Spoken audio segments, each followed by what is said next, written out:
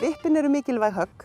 Við erum búin aðeins að læra það að við getum vippað með bjargvættinum okkar og við getum notað pútturinn fyrir utan flöt, en stundum þurfum við að lyfta boltanum og þá lendir fólk í vandræðum. Oft á tíðum lendir það frekar í vandræðum með að fara að lyfta. Þannig að reynum að lyfta ekki ef við þurfum ekki á því að halda og notum kylfur sem eru skynsamlegar eins og bjargvættin og pútturinn. En nú erum við komin að því að lyfta og þá lendir fólk oft í vandræðum af því að tæknin gæti verið betri. Þegar við stillum okkur upp, og það var þannig kennt í gamla daga, við áttum að hafa boltana aftarlega í stöðunni, þungan framarlega, hendurnar framarlega. Þannig að það þýddi það að þegar við vippuðum, þá kom kylfan niður þannig að jarkinn á henni kemur niður fyrst. Og ef við erum ekki nákvæm, þá getum við lent í því að kylfan lendir í jörðinni, stoppar, hykstar og við sköllum boltan. Með því að breyta pínlítið uppstillingun okkar, þá getum við aukið líkurnar á betri snertingum. Hér er ég með boltan aftarlega í stöðunni og hendurnar framalega. Það er allt í lagi og í góðu gengi hjá fólki ef að boltinn liggur vel.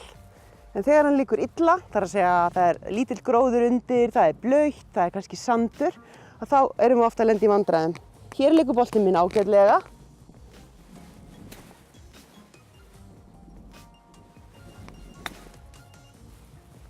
Og svo er það aðferðin sem ég var að minnast á áðan. Þá höfum við boltan framar í stöðunni og hendurnar eru fyrir aftan boltan. Þunginn er ennþá hérna frammi, en ég leyfi kylfunni að taka svolítið völdin. Þannig að þegar kylfan kemur í gegn, þá er það bakið á henni sem fyrir undir boltan og hún skautar betur í gegn í staðinn fyrir að bremsa eins og hún gerir í hinni aðferðinni.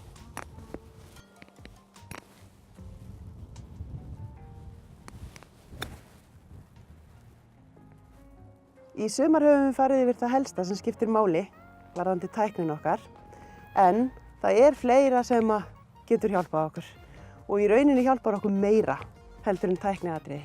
Það er jákvætt hugarfar. Það er tvennt sem hefur hjálpað mér mjög mikið í gegnum tíðina og mér langar að segja ykkur frá því.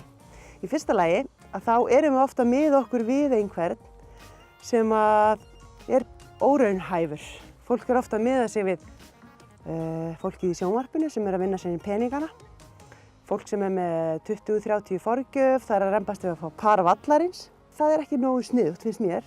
Þið ættu frekar að miða við ykkur sjálf.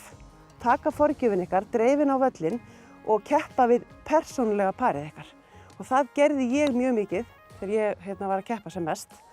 Ég keppti við herra par. Þannig náði ég að útiloka svolítið það sem var búið, halda mig í því sem ég var að gera núna, af því að hver og ein hola skiptir máli. Annað sem hefur hjálpað mér líka mikið, og það er að segja alltaf eitthvað fallegt við mig eftir hvert einasta högg sem ég slæ. Ef að höggið kallar fram neikvæðar tilfinningar, þá er ennþá mikilvægar að reyna að finna eitthvað fallegt að segja. Til dæmis ef ég pútta of stutt, þá á ég til að segja við sjálfa mig, þetta var góð lína. Reynið að finna jákvæðu hlutina við þetta allt saman og leikurinn hann á eftir að verða miklu betri.